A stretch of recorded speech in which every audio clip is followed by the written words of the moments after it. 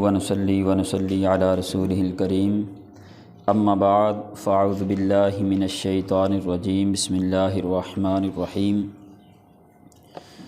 ان فی خلق السماوات والارض واختلاف اللیل والنہار والفلک التی تجری فی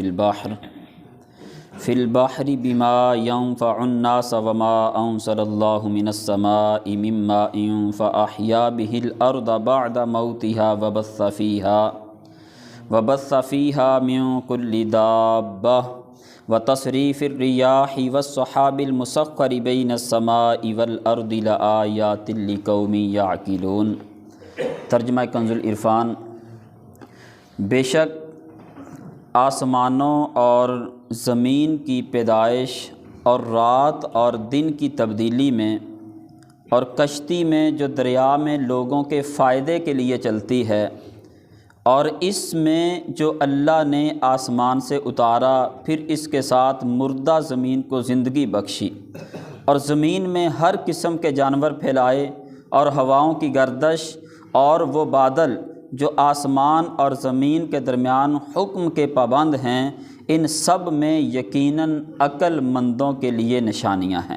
ان فی خلق السماوات والارض، بے شک آسمانوں اور زمین کی پیدائش میں نشانیاں ہیں۔ کعبہ معظمہ کے گرد مشرکین کے 360 بت تھے جنہیں وہ معبود مانتے تھے۔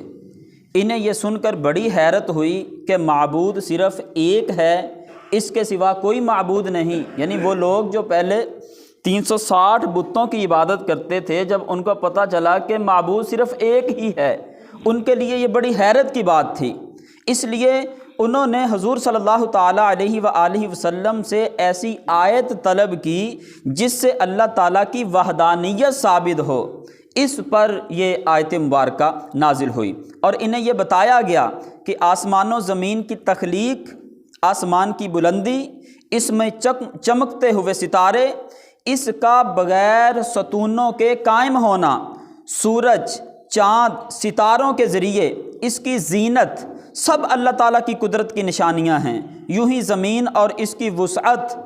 اس میں موجود پہاڑ، جواہرات، اس میں رواں سمندر، دریا، چشمے، اس سے اگنے والے درخت، سبزہ، پھل پھول، نباتات، شب و روز کا آنا جانا،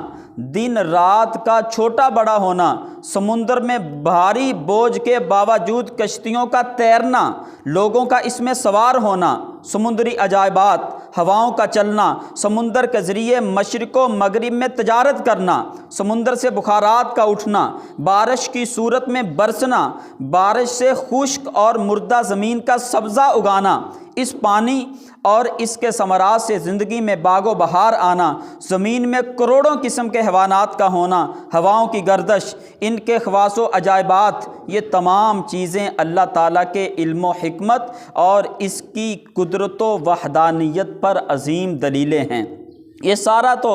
ایک قسم کا اجمالی بیان ہے۔ مذکورہ بالا چیزوں میں ہر ایک پر جداگانہ غور و فکر کریں تو اللہ تعالیٰ کی قدرت کے ایسے حیران کن انگیز چشمے نظر آتے ہیں کہ عقل انسانی دھنگ رہ جاتی ہے۔ کائنات میں انتہائی کثرت سے پائی جانے والی ہوا پر ہی اگر ہم غور کر لیں تو اس میں نہ جانے کتنی گیسیں، کتنے تاثیرات اور ضروریات انسانی کی کتنی بنیادی چیزیں ہیں۔ صرف یہی دیکھ لیں کہ اگر ہوا نہ ہو تو تمام انسان 10 منٹ کے اندر مر جائیں۔ زمین کے اوپر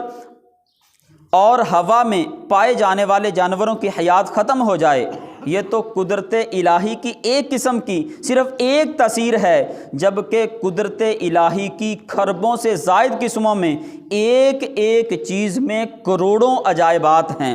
کسی زمانے میں آنکھ کو صرف دیکھنے کا ایک آلہ سمجھا جاتا تھا، اور علمی ترقی کے ساتھ ساتھ آنکھ کے ایسے ایسے ظاہری و باطنی، جسمانی و روحانی عجائبات سامنے آ رہے ہیں کہ اب صرف آنکھ سے متعلقہ علوم کی اقسام نہ جانے کتنی ہیں، اور لاکھوں لوگ اس علم کے ماہر ہونے کے باوجود اس بات کا دعویٰ نہیں کر سکتے کہ ہم نے آنکھ سے متعلق ہر چیز کا علم حاصل کر لیا ہے۔ اس آیت مبارکہ اور اس کی تفسیر سے یہ بھی معلوم ہوا کہ سائنسی علوم بھی معرفت الہی کا ذریعہ بنتے ہیں۔ جتنا سائنسی علم زیادہ ہوگا اتنی ہی اللہ تعالیٰ کی عظمت و قدرت کی پہچان زیادہ ہوگی۔ لہٰذا اگر کوئی دین اسلام کی خدمت اور اللہ تعالیٰ کی معرفت کی نیت سے سائنسی علوم سیکھتا ہے تو یہ بھی عظیم عبادت ہوگی۔ نیز اللہ تعالیٰ نے جو کائنات میں غور و فکر کا حکم دیا ہے یہ اس حکم کی تعمیل میں قرار پائے گی۔ اللہ تبارک و تعالیٰ ہم سب کو عمل کی توفیق عطا فرمائے، آمین بجاہ النبی الامین صلی اللہ